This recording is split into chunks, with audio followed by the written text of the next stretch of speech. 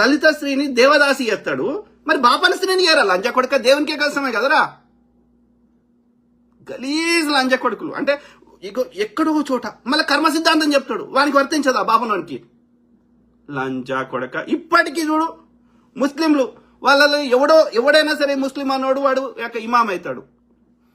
క్రిస్టియన్లలో ఎవడైనా సరే క్రిస్టియానిటీ పాటించేటోడు వాడు పాస్టర్ అవుతాడు.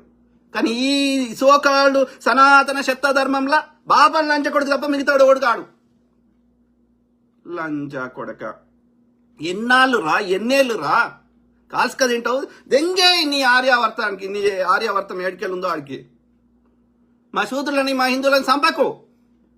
ఎడ్డి లంజ కొడుకులు బీసీలలో చిల్లర తీసుకొని తాగుడికి జంబి కత్తి పట్టుకొని రోడ్ల మీదకి వచ్చే లంజ కొడుకులకి, చదువు లేని లంజ కొడుకులకి ఏమి తెలుస్తావు. అది నిన్ను సాకలోడు ఎందుకు అన్నాడు, నిన్ను మంగలోడు ఎందుకు అన్నాడు, నీకు ఈ మంగలోడు అనేది నిన్ను